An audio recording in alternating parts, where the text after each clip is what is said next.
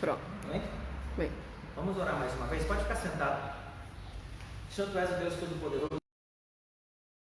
Sabemos que o Senhor tem as palavras de vida eterna e o Senhor tem a vida em si mesmo, porque na verdade o Senhor é a própria vida. Esta noite, esse tempo de comunhão, esse tempo de ministração da Tua Santa Palavra, exaltando o Teu nome, porque Tu és o Senhor dos Exércitos. Tu és aquele que veio para vencer e venceu. Tu és o cavalo branco, o alfa e o ômega, o princípio e o fim, o primeiro e o último, a poderosa estrela da manhã. E Tu és o Emanuel, Deus conosco, maravilhoso conselheiro, Deus forte, Pai da eternidade, príncipe da paz, a estrela da manhã. Então nós te pedimos, vem reinar neste ambiente, Senhor, recebe o culto, recebe toda a adoração. Em nome de Yeshua, que o Senhor venha destruir por terra, lançar por terra todo engano, toda mentira. Vem destravar, Senhor, os corações, para que se arrependam, para que enxerguem suas vidas, para que possam ser redimidos dos enganos. Que o Senhor venha quebrar toda mentira do inimigo nas nossas mentes, porque esse que está posto o machado à raiz das árvores, toda planta que meu Pai Celestial não plantou, essa é a voz de João Batista pelo Espírito de Elias. Então que o Senhor venha arrancar, Senhor, toda mentira, todo engano, e sarar os corações a partir da Tua palavra, porque só o Senhor tem a vida em si, e nós te agradecemos, em nome de Jesus, amém, amém. Irmãos, vamos conversar hoje a respeito do reino de Deus. Eu quero que vocês abram comigo em Lucas, no capítulo 11, nós vamos ler a partir do verso 14, e algumas coisas que talvez não sejam tão claras para todos, e o quanto em algumas coisas nós ficamos atrasados com a proposta do Evangelho, com o que ele tem servido, e o quanto nós temos absorvido daquilo que sabemos e temos dispostos, né, nas nossas mãos e na nossa comunhão com o Senhor. Amém? Vocês acharam? Lucas capítulo 11, verso 14. Aqui Jesus ele fala a respeito do Pai Nosso, né? Ele ensina a orar, ele fala do amigo importuno, ele insiste no poder da oração, e ele entra nessa conversa aqui, que nós vamos entrar agora. De outra feita estava Jesus expelindo um demônio que era mudo, e aconteceu que ao sair o demônio, o mudo passou a falar, e as multidões se admiravam, mas alguns dentre eles diziam: ora, ele expele demônios pelo poder de Beelzebu, o maioral dos demônios. E outros pediam dele um sinal do céu.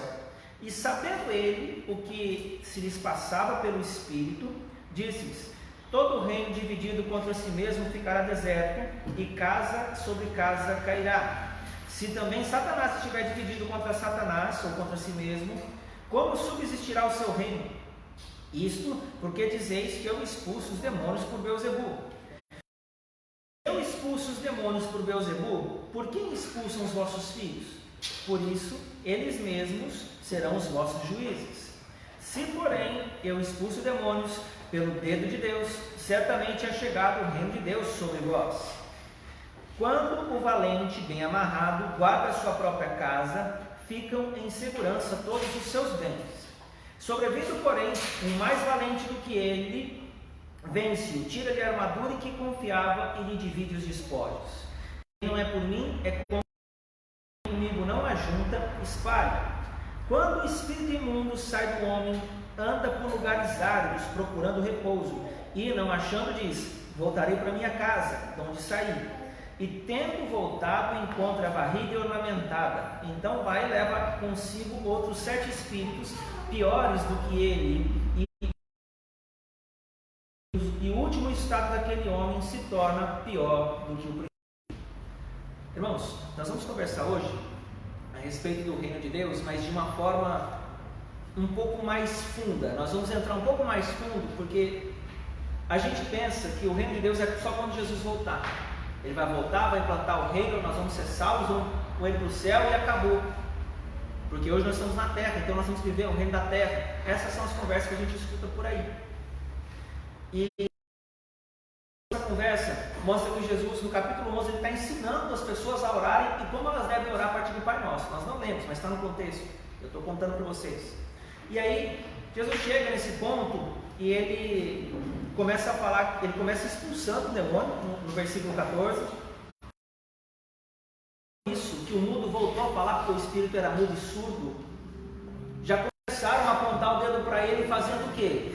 Ó, esse cara expulsa demônios por um demônio que é maior do que o demônio que ele expulsou.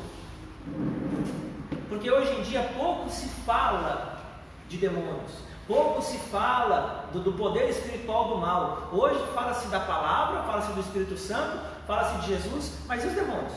Se até gente que fala assim, a crente não tem demônio. Ah, não tem? Então tá bom. Então onde é que está o demônio? Ah, demônio está fora onde? Ele tem que estar em algum lugar. Agora olha que coisa interessante, da onde Jesus expulsou o demônio? De uma pessoa. É o que está falando aqui. Nós vamos entrar nisso e você vai entender. Que aqui é conversa de reinos. Olha só, caminha comigo no verso 15. Mas alguns dentre eles diziam: ora, ele expele os demônios pelo poder de Beelzebul, o maioral dos demônios.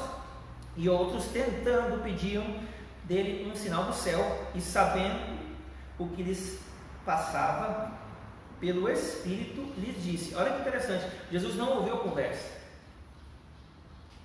Aqui fala que Jesus sabia o que lhe passava pelo Espírito. Fala de o quê? Revelação, de discernimento.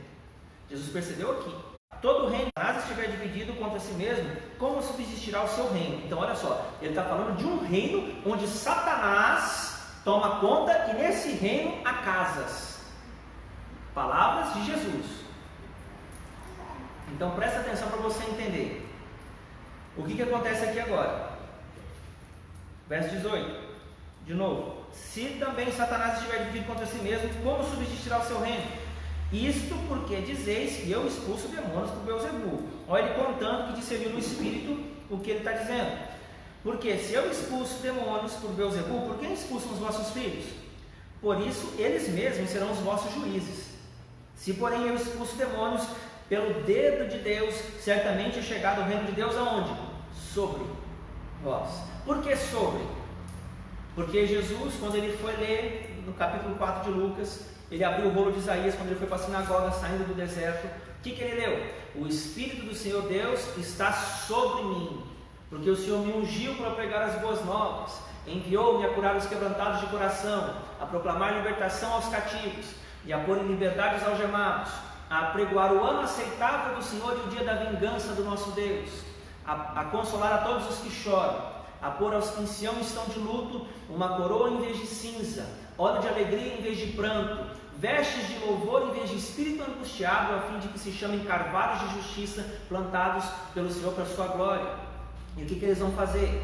Eles edificarão os lugares antigamente assolados, e os gigantes destruídos, e as cidades arruinadas de geração em geração. Eu mencionei 4 versos de Isaías 61 aqui. Foi esse rolo, o primeiro rolo que Jesus leu quando ele foi na sinagoga após sair do deserto. Então, o Espírito estava onde? Sobre Cristo.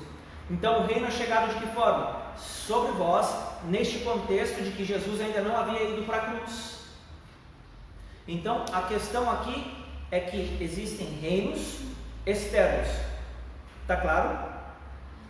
Jesus está falando do reino dele, que chegou sobre, e de Satanás, que está também da mesma forma saindo, né? Tipo, saiu da pessoa e agora está do lado de fora. Mas continua a conversa comigo aqui, olha o verso 20. Se porém eu expulso demônios pelo dedo de Deus, certamente é chegado o reino de Deus sobre vós. Agora ele fala do valente, ó. Quando o valente bem armado guarda a sua própria casa, ficam em segurança todos os seus bens. Sobrevindo, porém, um mais valente do que ele, vence-o, tira-lhe a armadura em que confiava e lhe divide os espólios. Quem não é por mim é contra mim, e quem comigo não ajunta espalha. Então agora olha que coisa interessante. Ele vai começar a falar a respeito de um valente. Quem é o valente? No nosso caso, se você for abrir o Salmo 24, abre comigo, vamos dar uma olhada lá. Salmos 24, logo depois do 23, olha lá. E antes do 25, né, Graça? Vamos lá então. Salmo 24, a partir do verso 1, diz o seguinte: Ao Senhor pertence a terra e tudo o que nela se contém, o mundo e os que nele habitam. fundou a ele sobre os mares e sobre as correntes a estabeleceu. Quem subirá ao monte santo do Senhor, ou quem há de permanecer no seu santo lugar? O que é limpo de mãos e puro de coração, o que não entrega a sua alma à falsidade, nem jura dolosamente. Este obterá do Senhor a bênção e a justiça do Deus da sua salvação. Tal é a geração dos que o buscam, dos que buscam a face do Deus de Jacó. Agora olha que interessante. Levantai, ó portas, as vossas cabeças, levantai-vos, ó portais eternos, para que entre o Rei da Glória. Quem é esse Rei da Glória? O Senhor forte e poderoso, o Senhor poderoso nas batalhas. Levantai, ó portas, as vossas cabeças, levantai-vos, ó portais eternos, para que entre o Rei da Glória. Quem é esse Rei da Glória? O Senhor dos Exércitos. Ele é o Rei da Glória. Agora nós vamos fazer uma conexão com aquele texto de Lucas, enxergando as coisas do reino do Espírito. O que ele está mandando levantar aqui? Portas. Eu te pergunto, já viu porta com cabeça? Levantai a porta das vossas cabeças. Fala para a porta, levanta aí a cabeça. Não tem como, porque não tem cabeça. Agora, Jesus chega em João capítulo 10 e ele fala o quê? Eu sou a porta. Aquele que entrar por mim, entrará, sairá e achará pastagem. Jesus era quem ali naquele contexto? Homem. Então aqui está referindo-se a quê? A homens. Levantai, ó portas, as vossas cabeças. Jesus estava dizendo que ele era a porta de conexão e reconciliação entre os céus e a terra, entre Deus e os homens. Então ele veio como o Senhor dos Exércitos, ele veio para vencer as nossas guerras. Você pode ver que o Salmo fala duas vezes: levantai, ó portas, as vossas cabeças, levantai-vos, ó portais eternos, para que entre o Rei da Glória. Quem é o Rei da Glória? Jesus. O Senhor forte e poderoso, o Senhor poderoso nas batalhas. Que batalhas? Primeiro, como ele deu acesso a Deus sobre os homens? Pela cruz. Ele foi crucificado e naquele exato momento houve trevas sobre a terra, os mortos se ressuscitaram. E o que aconteceu ali? Ou fendeu-se, rasgou-se o véu do santuário e o Espírito se espalhou. E foi por isso que os mortos ressuscitaram. Aí o que acontece? No terceiro dia, ele ressuscitou. Quando ele ressuscitou, o Espírito já não era mais sobre ele, mas era dentro dele, era um com ele. Então, até a cruz, o Espírito é sobre. Depois da cruz, o Espírito adentra. Agora descubra um segredo. Se você for olhar comigo em Lucas, no capítulo 17, abre lá. Lucas, no capítulo 17, olha o versículo, vamos ler a partir do 20 para dar contexto. Lucas 17, verso 20, fala assim: interrogado pelos fariseus sobre quando viria o reino de Deus, olha a pergunta, Jesus lhes respondeu: não vem o reino de Deus com visível aparência. Ponto. O que é isso? O reino de Deus não está com alguma coisa que se parece com o que você vê nesta terra. Agora olha o que ele fala: o reino nem dirão, ei-lo aqui ou lá está, porque o reino de Deus está onde? Dentro de vós. Então, Jesus falando em Lucas capítulo 11 que existe um Espírito sobre e que existe o reino de Deus sobre. Porém, nesse texto, ele já está falando do futuro. O reino de Deus está dentro, porque não vem de aparência, ele vem de interior. E Paulo define isso em Romanos 14, verso 17, não precisa abrir. O reino de Deus não é comida nem bebida, mas justiça, paz e alegria no Espírito Santo. Então Jesus veio trazer de volta o que Satanás roubou do homem lá no jardim. E o que ele roubou do homem? Ele roubou o que? A vida. A partir do momento em que o homem perdeu a verdade, a comunhão com Deus, ele passou a acreditar numa mentira em que ele deveria saber o que era bom e o que não era bom para ele. Por isso a árvore chamava árvore do conhecimento do bem e do mal. Eu sei o que serve e o que não serve, o que é bom e o que não é. A partir dele. Antes ele via o que? A partir da verdade, a partir de Deus. Então quando o homem pecou, houve uma substituição de percepção de realidade. Antes ele via a partir de Deus, agora ele passou a ver a partir de si.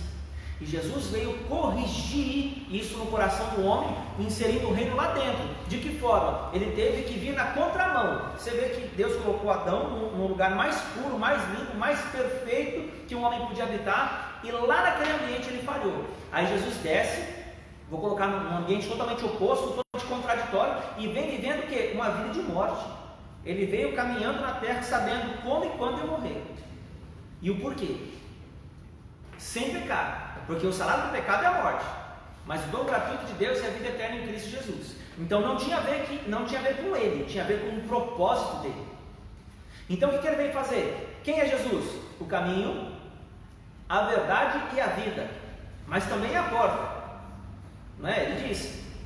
Então veja, o caminho por quê? Porque da forma como ele veio, qual é o caminho de Deus? Isaías capítulo 55, deixa eu mostrar uma coisa para vocês. Isaías capítulo 55.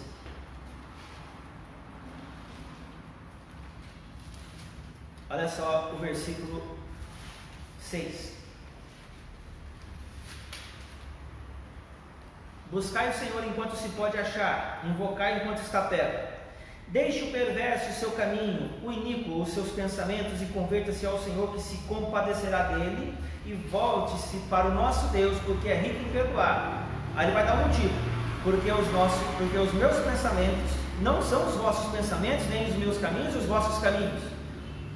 Mas, diz o Senhor, porque assim como os céus são mais altos do que a terra, assim são os meus caminhos mais altos do que os vossos caminhos, e os meus pensamentos mais altos do que os vossos pensamentos. Então olha que interessante, né? Volta comigo agora para o Salmo 119, lá no verso 105. Deixa eu mostrar mais uma coisa para você aqui. Salmo 119, verso 105. Vamos ler a partir do verso 103. Salmo 119, 103. Quão doces são as tuas palavras ao meu paladar, mais do que o mel à minha boca.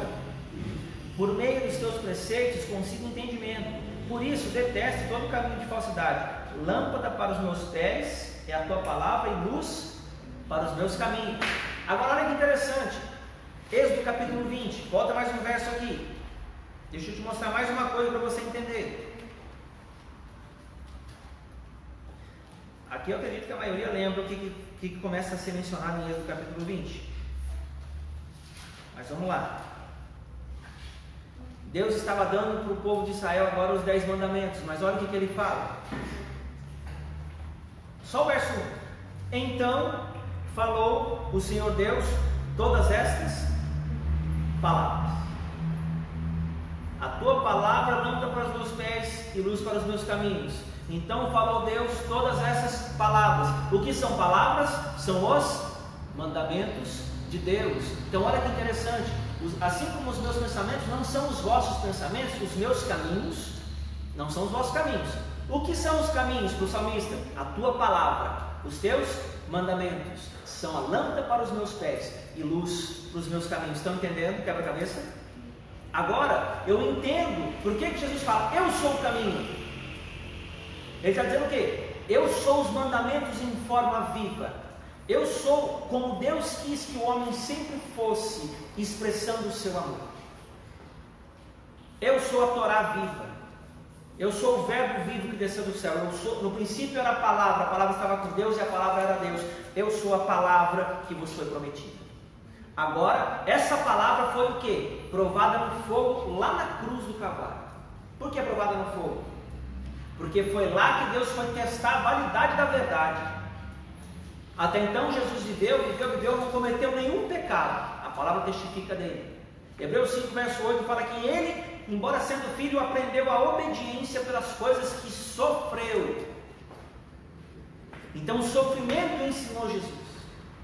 E aí lá naquela cruz, Deus pegou o fogo do Espírito, porque o nosso Deus, ele é fogo consumidor, e foi provar que a sua verdade, a sua palavra no homem, ela tinha validade e ela livrava da morte. Então Jesus, totalmente configurado de acordo com os mandamentos, na forma de pensar, de ver a si mesmo, de ver a vida e de ver a Deus, ele cumpriu todos os mandamentos que cabiam ao homem naquele tempo.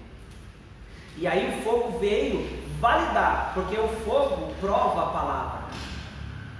O fogo prova a palavra. Então o que acontece? Deus te dá a palavra, você tem fé. Daqui a pouco há uma manifestação contrária ao que você ouviu para testar se o que você recebeu está firme no seu coração ou se o diabo já roubou. E aí tem gente que desiste porque a palavra foi posta em prova, porque acha que Deus agora já não está mais com ele. Então, esse dano que Satanás implantou no homem, esse dano que eu digo é a mentira, e tudo em você que sente falta de algo, ou seja, que não te preenche, que não é satisfatório, é uma mentira que você tomou como verdade.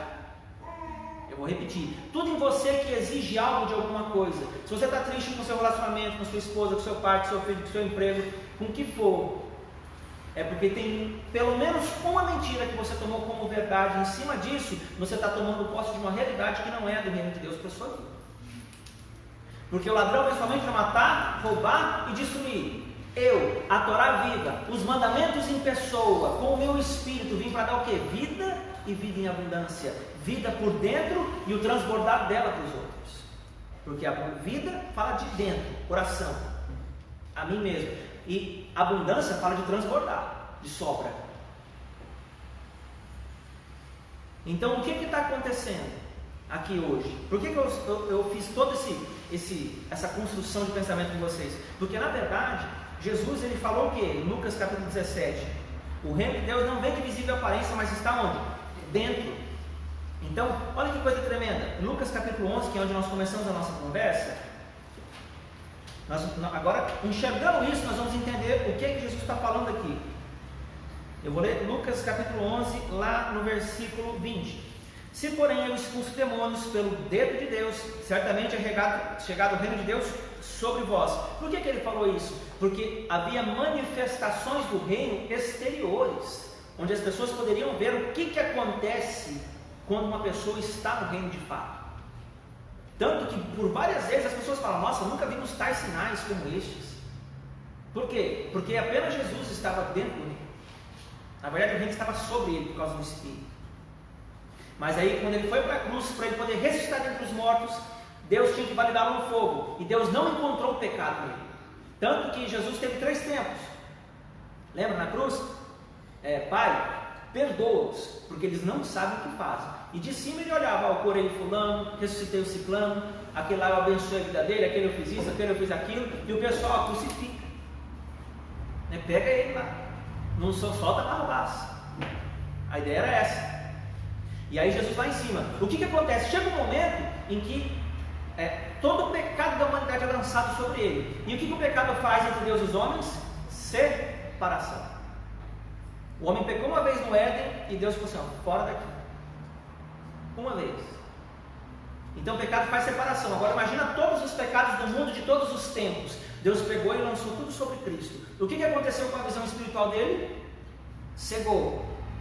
Quem ele sempre se referiu como pai passou a ser chamado de quê? Deus. Deus meu, Deus meu, por que me desamparaste? Quem não consegue chamar Deus de pai ainda é órfão, ainda não conheceu o Senhor, porque está cego pelo pecado. E Jesus ali estava com o pecado assolando a sua vida espiritual, emocional e física. Jesus, quando ele ensinou a orar, o que ele disse? Pai nosso. A primeira coisa que ele foi ensinado foi o Pai Nosso. Então é uma coisa muito séria. E que interessante que ele está falando de reinos aqui. E aí você vê, passou um tempo, o que ele fala depois? Está consumado, não é isso? E depois, Pai, saiu a cegueira, voltou a luz. O que é isso? A validação do Espírito de que não foi achado pecado nenhum nele. Nas tuas mãos eu entrego, porque Satanás não tem direito, e nem os homens, de me tirar a vida. Nas tuas mãos eu entrego o meu Espírito. E ele entregou. João capítulo 10, no verso 17, fala assim: por isso o Pai me ama, porque eu tenho autoridade para dar a minha vida e reavê-la. Olha para você ver. Que é isso? E Deus deu isso para o homem, Jesus. Jesus é homem. Então o que acontece? Ele veio trazer um reino sobre a humanidade. E aqui, como que o reino começa a vir? Expulsando demônios. Você vê que Jesus vai falar de um conflito agora. Você vê que o começo da conversa é o quê? Expulsa demônio. Arranca fora. Por quê? Porque existem casas. Olha o verso 17 aí.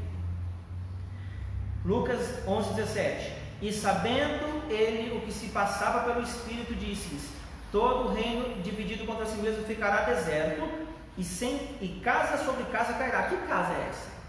Porque um reino, ele precisa ter o quê? Precisa ter súditos, ele precisa ter o quê? Uma cidade para governar. Ele precisa ter um lugar, precisa ter um rei. É ou não é? Então significa que dentro de um reino existem casas. Agora, onde fica o reino de Deus? Dentro de... E o do diabo? Dentro. Jesus, quem ele é? Levantai, ó portas, as vossas cabeças, eleva os olhos para os montes, de onde virá o socorro? Do meu socorro vem do Senhor, que fez os céus e a terra. Então, quando eu olho para cima, Paulo chega a dizer assim: buscai, Colossenses capítulo 3, buscai as coisas lá do alto, onde Cristo vive, porque a vossa vida está escondida com Cristo em Deus. Então, olhar para cima é o que? Esquecer as aparências, porque o reino de Deus não vem de visível aparência, ele está dentro. Então fala que Jesus veio devolver a vida que você procura nas coisas em que você tem, nos relacionamentos que você encontra, nas coisas que você deseja, e não está aí. Agora, por que eu não consigo achar? Porque já existe um reino aqui dentro que me programou para enxergar avesso a essa palavra, contrário a ela. E quando essa palavra tenta entrar, vem aquele milhão de argumentos em cima para sufocar. Deus disse é curada, mas aí a ciência fala que você está espirrando, você sente dor, você disse que você não acredita. Porque tem um monte de argumento de fato, botar fatos no argumento. É isso que a ciência fala. E tem a sua verdade. Só que a palavra de Deus, ela é superior a isso. Então, o que Jesus veio fazer aqui? Ele veio adentrar, levantai, ó portas, as vossas cabeças, levantai-vos, ó portais eternos, para que entre o Rei da Glória. O que é isso? À medida em que você abrir os seus olhos e você desejar isso, buscar o Senhor, Ele vai aonde? Ele vai converter o seu coração e vai entrar ali. Para quê? Para que entre o Rei da Glória. Quem é esse Rei da Glória? O Senhor forte e poderoso. O Senhor poderoso aonde? Nas batalhas. Que batalhas? Essas daqui, ó, você enfrenta de noite, só você e Deus sabe o que você faz. Essas daqui. Por que aqui primeiro? Porque aqui é o fundamento da sua vida. Onde Satanás conseguiu manchar todo o cosmos, toda a criação de Deus. Quando Eva comeu, Deus não disse que maldita era a terra por causa dela. Mas quando Adão comeu, ele conhecia a verdade, ele ouviu a voz de Deus. Deus falou o que para ele? Qual foi o motivo? Visto que não destes ouvidos à minha voz, mas destes ouvidos à voz da tua mulher. Qual foi o problema ali? Vozes. Deus disse uma coisa, outra voz disse outra coisa, antagônica, contrária. Qual é o problema então? O fundamento do mal está na voz que eu ouço. Porque essa voz, ela gerou o quê? Um pensamento gerou uma vontade gerou uma ação, e uma ação gerou o mal. Acabou. Maldita é a terra por tua causa. Quando manchou o coração do homem, todo o cosmos foi afetado, todo o universo foi afetado. Por quê? Deus fundamenta a minha vida e a sua dentro do meu coração e do seu. O que Deus tira do seu coração, Ele tira da sua vida. O que põe no seu coração, Ele põe na sua vida. Então, o que você fala, você sustenta na sua vida. O povo de Israel ficou quanto tempo no deserto? 40 anos. Por quê? Porque glorificava a Deus? Ia fazer tudo certinho? Não, porque murmurava. Murmuração. Murmuração é a expressão da incredulidade. Agora, Jesus ficou quanto tempo no deserto? 40 dias. Satanás chegava e falou assim: come aí, você está com fome. Está escrito. Mas escrito aonde? No Antigo Testamento. Então, o Antigo Testamento é válido para combater Satanás também. Não é só o Novo. Não é só a Nova Aliança. Não é só a parte de Jesus depois. Aí depois Satanás chega e pega a palavra para usar contra ele. Ó, você está aqui em cima, então pula daqui, porque também está escrito. Quando você começa a pegar Satanás no começo, ele começa a tentar pegar você com a palavra, porque ele conhece melhor do que você e eu. Está escrito. Aos seus anjos dará ordens a teu respeito para que não tropece com o teu pé em pedra. Salmo 91, verso 12. Mais o 13 fala o quê? Pisarás o leão e a áspide, calcarás aos pés o filho do leão e a serpente. Por que ele não falou isso? Que falava dele? Não convém. Então Satanás, ele usa texto fora de contexto como pretexto de fazer você obedecer a algo que não foi Deus quem te disse. Ele usa a palavra para justificar o ato. Ele usa a palavra para justificar o ato. Por exemplo, mas no Antigo Testamento, antes de ter lei, o pessoal casava com várias mulheres. Eu vou casar também, está na Bíblia. Tem gente que usa. Mas lá o fulano fez isso, fez aquilo, está na Bíblia. Coisa ruim, matou, não sei o que, o pessoal matou, por que eu não posso matar? Está lá. E está mesmo, se você for olhar, você vai achar. Gente que matou, gente que fez isso, gente que fez aquilo, você vai achar. Mas o que é isso? É pessoa que usa a palavra para justificar a sua carnalidade, a sua liberdade. Eu posso, porque Deus perdoa tudo. Mas se você ficar com esse coração errado, achando que Deus já te perdoou por todas as coisas, ficar vivendo deliberadamente ou de propósito no pecado, você vai ter um problemático quando você cair em si. Se você cair em si. Porque o inferno está tragando um montão de gente. Agora, qual é o lance aqui? O reino de Deus não vem de visível aparência, mas ele está dentro de vós. Jesus, ele é quem? Quem é Jesus? Ele é a pedra angular. O que é isso? É uma pedra de sustentação de todo um edifício. Então significa que ele tem que entrar lá no cerne do meu ser, como a primeira pedra, como a fundamental. Porque se não tiver essa pedra, tiver a minha pedra, qual é a minha pedra? O meu ego. Eu é que sei o que é bom para mim, eu que sei o quanto que me custa, eu é que sei, muito eu. O que compete com Cristo é o ego. Então essas coisas é o que Jesus veio rasgar na cruz. Por isso ele fala, eu sou o caminho. Então quem eu sou? A Torá viva. Mas qual é o caminho que ele seguiu? Da onde que ele foi? Hebreus 9,14. Jesus, pelo Espírito Eterno, a si mesmo se ofereceu sem mácula a Deus, para purificar a vossa consciência de obras mortas. O que são obras mortas? São obras feitas segundo a carne. Romanos capítulo 8, verso 8 fala que os que estão na carne não podem agradar a Deus.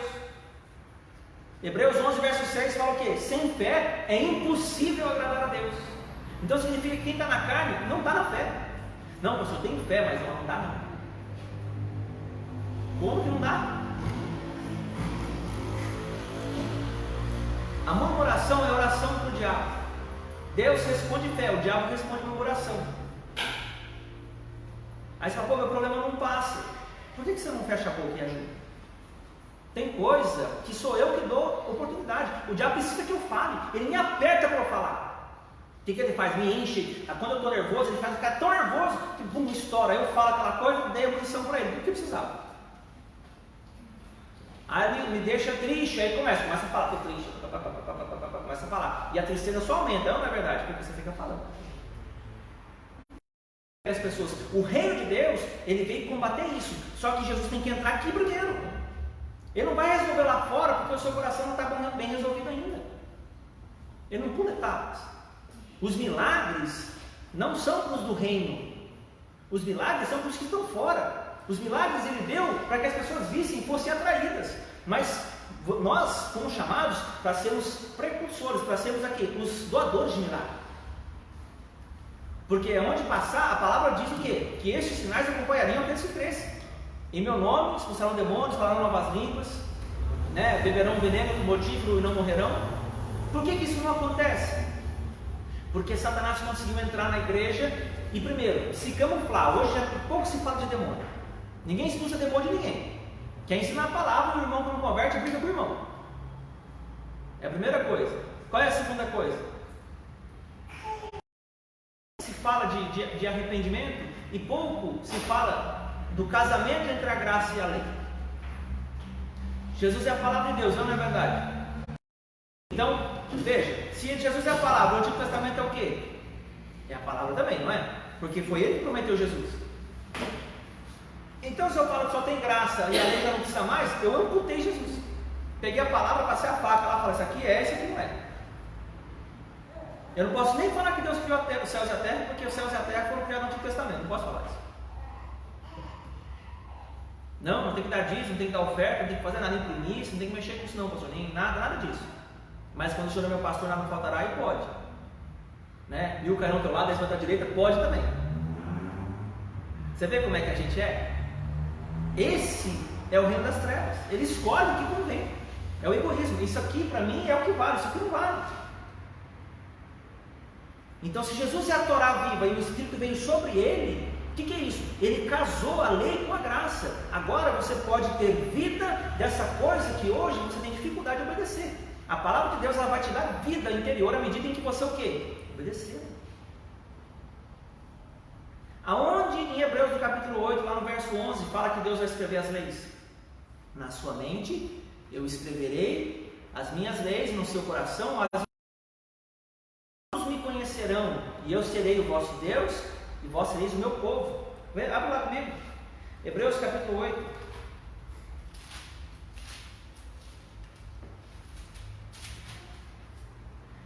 Lá no verso, vamos ler a partir do verso 8, para dar contexto, vamos ler tudo. E de fato, Hebreus 8:8, e de fato repreendendo-os diz: eis aí vem dias, diz o Senhor, que firmarei nova aliança com a casa de Israel e com a casa de Judá, não segundo a aliança que fiz com seus pais no dia em que tomei pela mão, para os conduzir até fora da terra do Egito, pois eles não continuaram na minha aliança, e eu não atentei para eles, diz o Senhor. Que aliança era aquela? Naquela época, dos mandamentos. Deus só tinha dado a lei para eles. Então olha só, porque esta é a aliança que firmarei com a casa de Israel depois daqueles dias, diz o Senhor. Na sua mente imprimirei as minhas leis e também no seu coração as escreverei. Eu serei o seu Deus e eles serão o meu povo. E não ensinará jamais cada um ao seu próximo, dizendo: conhece ao Senhor, porque todos me conhecerão, desde o menor deles até o maior. Pois, para com as suas iniquidades, para que um pouquinho, deixa eu falar para vocês uma coisa. Iniquidade, irmãos, é a oposição à lei. Iniquidade, a palavra grega que representa iniquidade é anomia, anomos, dependendo da situação. E a ideia é anti-lei, anti-regras. É um espírito que atua tentando fazer com que as pessoas queiram uma liberdade excessiva, e é o que você vê hoje, que as pessoas não aceitam regras, não aceitam limites, não querem saber de nada que restrinja a falsa liberdade que elas têm. Esse espírito atua hoje, não estou nem falando de palavra de Deus, isso aqui é fora. Vai falar que isso aqui, se você falar que casamento é coisa séria, não, isso aqui é outras épocas, você está querendo proibir isso e aquilo. Não, o negócio é de qualquer forma. As pessoas querem tudo de qualquer jeito, não vem me impor nada não. Eu que sei. Elas são as juízes de si mesmas. E esse é o espírito anticristo, é esse o espírito que se opõe a esta aliança. Então olha só, pois para com as suas iniquidades, ou seja, com as suas deficiências em praticar a minha lei, com a sua resistência à minha lei, eu usarei de misericórdia e dos seus pecados. O que é pecado? Pastor, pecado é roubar, matar e prostituir. Mentir também é pecado, pastor. Mas o que mais? A palavra de Deus em 1 João 3,4 fala que pecado é transgressão da lei. A palavra de Deus em 1 João 3,4, pecado é transgressão da lei. Então, quais são os pecados que Jesus vai o que aqui, ó? Que ele vai se esquecer. É destes, das transgressões antigas. Por quê? Quando diz nova, torna antiquada a primeira. Ora, aquilo que se torna antiquado, envelhecido, está prestes a desaparecer. O que é isso agora? Ele está falando que a nova aliança agora virá com vida interior e não um sistema de cobranças. E em cima disso, desaparecerá a morte que a lei gerava no coração do crente quando obedecia, no coração do judeu quando obedecia, não é crente, é judeu. Em outras palavras, agora você pode obedecer e entender o que Paulo fala, que a vontade de Deus é boa, perfeita e agradável. Romanos 8, verso 13. Se quiserdes caminhar segundo a carne, ou se você quiser caminhar segundo o seu próprio pensamento, caminhais para a morte. Mas se pelo Espírito mortificardes os feitos do corpo, certamente vivereis. Então o que é mortificar pelo Espírito, pastor? É você começar a ter comunhão com Deus, praticar os seus mandamentos e entender pelo Espírito, que é com a comunhão e a prática da palavra que você vence o que resiste à palavra na sua vida. Em vez de ficar pedindo para Deus abençoe minha vida financeira, minha vida sentimental, minha vida isso e aquilo, Jesus falou o quê? Mateus 6,33: buscai, pois, em primeiro lugar o reino de Deus e a sua justiça, e as demais coisas vos serão acrescentadas. No 34: não vos preocupeis com o amanhã, porque o amanhã trará os seus próprios cuidados. Então, o que você tem que fazer amanhã é amanhã, não é hoje. Tem gente que está preocupado com a doença daqui a 30 anos. Não, vou ficar doente, vou ficar isso, vou ficar aquilo, já começa. E aquilo fica minhoca, fica na minhoca na cabeça dele a vida inteira. Aí vai ver no dia, não ficou doente, não deu problema, não deu errado. E a pessoa já sofreu tudo que tinha que sofrer. Então, esse tipo de coisa faz parte do reino das trevas. E Jesus tem que combater isso em mim e em você. Então, mas é pelo Espírito. Eu preciso o quê? Quais são as coisas do Espírito? A palavra, a oração, o jejum, a obediência aos mandamentos, a comunhão com Deus, a renúncia, a confissão de pecado. Deus, eu errei, isso. Aquele que confessa seus pecados e deixa, alcança a misericórdia. Se eu me calar com os meus pecados, não tem oração que Deus responda. Não tem. Deus não atenta à oração de quem conhece a palavra e não pratica. A gente ouve, mas não dá a devida atenção, e por causa disso, a gente fica se queixando. Lamentações de Jeremias, eu não sei qual é o verso, fala assim: do que se queixa o homem então? Ele se queixa dos seus próprios pecados. Por quê? Porque o coração deformado pelo pecado gera problemas nas circunstâncias. Lembra? O coração está o fundamento da sua vida. Então, na verdade, o que está se queixando é de um defeito que a lei de Deus repara, mas ele não quer. Ele quer que dê certo do jeito que ele está.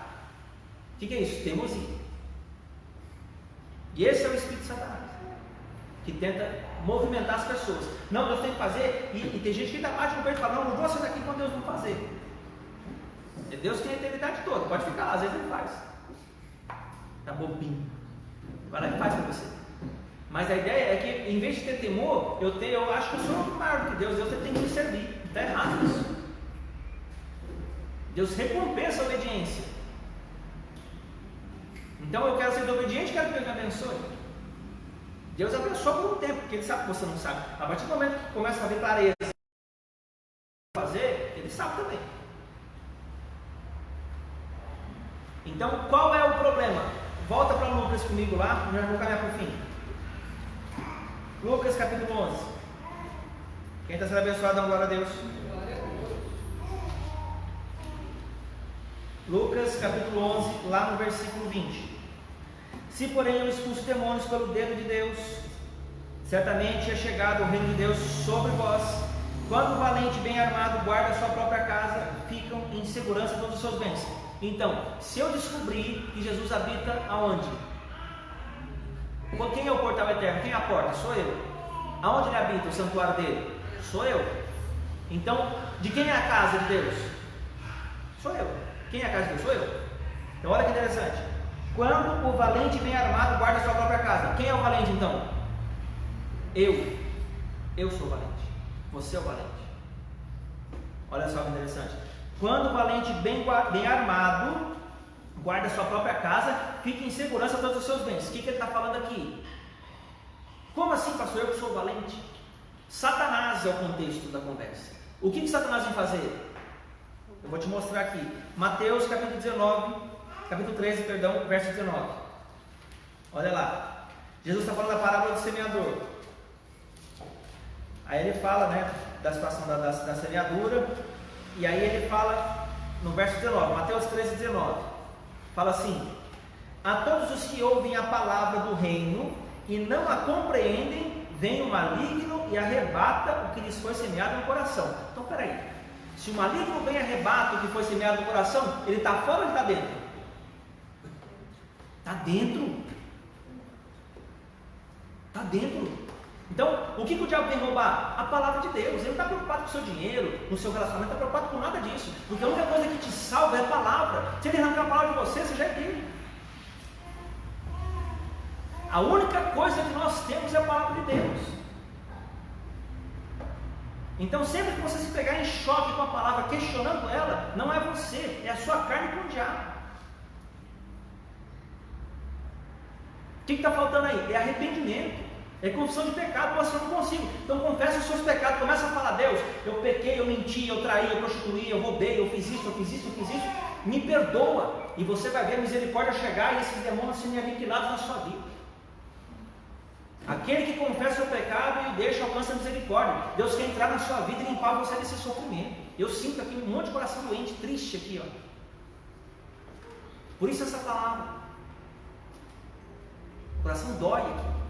Por quê? Porque vocês estão sendo roubados de coisas que vocês já sabem, mas não querem falar. Mas Deus, eu não sei o que eu fiz. Então tira um tempo de oração para o Senhor e mostra por onde eu começo. E você vai ver que Deus vai te guiar passo a passo e a sua vida vai mudar, porque onde não há pecado oculto, há luz e a luz expulsa as trevas. É assim que a gente vence o mundo. Essa é a vitória que vence o mundo, a nossa fé. 1 João capítulo 5, lá no verso 4. Então, que mundo é esse que eu venço? O sistema mundano de pensamento, a forma do mundo de enxergar a palavra de Deus, a mim mesmo, ao próximo e ao próprio Deus. É ou não é, Miguel? Glória a Deus. Então, o que o Senhor quer que nós entendamos hoje? Que é tempo de arrependimento, é tempo de voltar-se para Deus, é tempo de voltar para a sua palavra. Você está aqui hoje, não é porque você é uma pessoa qualquer, você é especial. Muita gente aí fora nem tem noção de vocês estão vindo. Nem tem. E talvez entre por aqui e saia por aqui na sua vida. Mas um dia essa palavra vai fazer efeito. Ela vai cair, você vai passar uma situação, você vai lembrar. Fala: meu Deus, é agora que Deus vai encontrar com você. E você faz esse tempo. Pode ser agora, pode ser daqui 5 anos, daqui 10 anos, ou nunca acontecer. A decisão é só nossa. Então olha só, 11:21. Quando o valente bem armado, aqui eu tenho que fazer um paralelo, Efésios capítulo 6, verso 10. Não precisa abrir não. Quanto ao mais, sede fortalecidos no Senhor e na força do seu poder. Paulo vai falar da armadura de Deus ali. Quem é o Senhor? 2 Coríntios capítulo 3, verso 17. Ora, o Senhor é o Espírito. Onde está o Espírito do Senhor, ali há liberdade. Liberdade do quê? Das emoções, onde o diabo rege você. Tem gente que fala: não vou fazer porque eu estou sem vontade. A vontade é o que Jesus levou para a cruz para obedecer a Deus. A vontade é o que Jesus levou para a cruz para obedecer a Deus. Não vou perdoar, não vou liberar perdão, não vou pedir perdão, eu não vou fazer nada. Não vou. Porque para mim a culpa é do fulano. Quem é filho de Deus é você ou é o fulano? Sou eu, pastor, então você pede. Porque o Filho de Deus foi para a cruz e pediu perdão. Não era culpa dele, era dos outros. Mas eu fui. Você é filho de Deus ou é o fulano? Eu sou, então vai lá e pede. Não tem segredo. Isso aqui é para a escola, para a vida cristã. E se você perdoar, você vai ser perdoado. Se não perdoar, não tem conversa. Jesus falou. Então vamos continuar aqui, Quando o valente bem armado, sede fortalecidos no Senhor, Efésios, e na força do seu poder. Então o Senhor é o Espírito. Qual é a força do seu poder? Hebreus capítulo 1, verso 3. Ele, Jesus, que é a palavra de Deus, que é o resplendor exato do seu ser, sustentando todas as coisas pela palavra do seu poder. Então veja, a palavra de Deus é o poder de Deus. O Espírito do Senhor é a sua força. Revestivos do Senhor e da força do seu poder. Então é da palavra e do Espírito, é da oração e da comunhão, da meditação. É assim que você se fortalece. Queria falar o quê? Porque, deixa eu abrir aqui para ler para vocês aqui, que eu tenho que falar isso também. Efésios capítulo 6, verso 10. Fala assim: quanto ao mais, sede fortalecidos no Senhor e na força do seu poder, revestidos de toda a armadura de Deus, para poderes ficar firmes contra as astutas ciladas do diabo. Olha o paralelo aqui, eu vou ler Lucas 11:21. Quando o valente bem armado guarda a sua própria casa, fica em segurança dos seus bens. Sobrevindo, porém, um mais valente do que ele, vence-o, tira o quê? A armadura em que confiar. Olha que interessante. Existe uma armadura que eu me revisto quando eu estou fora de Deus, e existe uma armadura que eu me revisto quando eu estou em Deus. Está aqui. Está difícil de processar? Todo mundo Glória a Deus. Vamos continuar então. Então, sobrevindo, porém, um mais valente do que ele, vence-o e tira-lhe a armadura em que confiava e divide os despojos. Quem não é por mim é contra mim, e quem comigo não ajunta espalha. E ele vai explicar: quando o espírito imundo sai do homem, anda por lugares áridos, procurando repouso, e não achando, diz: voltarei para minha casa, de onde saí. Aqui é muito sério, porque aqui Jesus está falando o seguinte: quando você expulsa o demônio de uma pessoa e ela não se arrependeu, ele sai. Por quê? Porque você tem autoridade para tirar. Agora, o que acontece? Ele vai para lugares áridos e procura repouso. Não achando, ele diz: voltarei para minha casa, de onde saí. Quem é a casa? Aonde a pessoa que cometeu o pecado vive, ou seja, nela mesma. Tendo voltado, encontra a barriga ornamentada, ou seja, foi expulso, o espírito já trabalhou ali um pouco, então ela vai levar consigo outros 7 espíritos piores do que ele, e entrando, olha só, habitam ali, e o último estado daquele homem se torna pior do que o primeiro. Então veja, a gente ora, vai, repreende demônio, faz isso, faz aquilo, não sei o que, limpa a pessoa fica melhor, fala glória a Deus, mas não muda. O que acontece?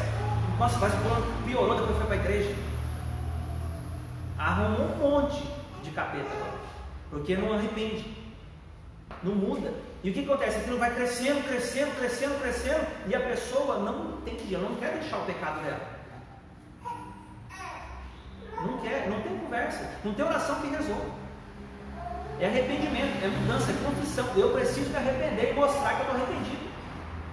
Deus, ele pede para confessar. Então, como que eu vou concluir essa palavra para vocês hoje? Efésios capítulo 6, lá no verso 10.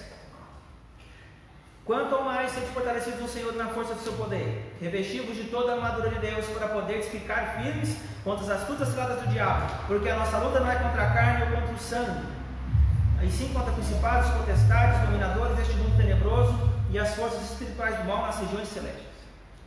Então, existe uma armadura, e essa armadura, aqui, eu não vou entrar em todos, mas eu só vou dizer o básico.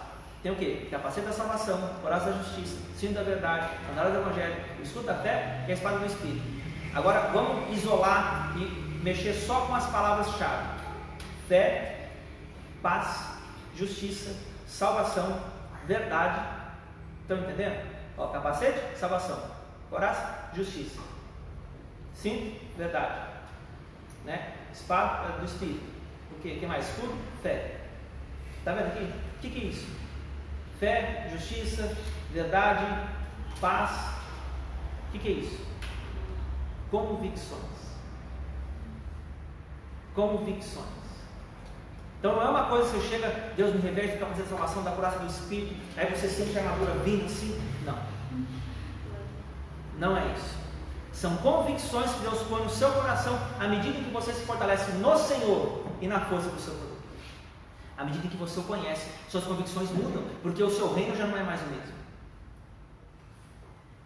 Ora, Hebreus 11:1, a fé, ela é o quê? O firme fundamento das coisas que se esperam, convicção de fatos que não se veem. Por quê? São fatos do reino. O reino de Deus não vem de visível aparência, ele está dentro. Glória a Deus, igreja. Glória a Deus. Todo mundo foi abençoado? Então vamos ficar de pé, para a gente encerrar aqui.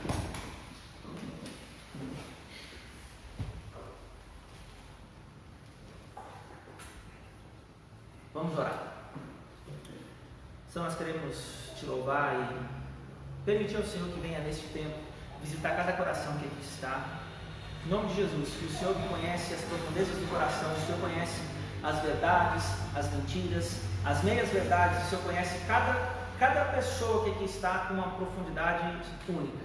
Então eu peço ao Senhor que venha visitar cada coração, cada pensamento, cada pessoa que nos assiste através da internet, quem virá nos assistir, que o seu Espírito Santo desça sobre cada um e venha regular os seus corações e pensamentos, e que o Senhor venha trazer confissão de pecado, que o Senhor venha trazer libertação, que o Senhor venha trazer o temor do Senhor sobre os corações, para que as pessoas possam ser salvas e encontrar a verdade a respeito de si e do Senhor.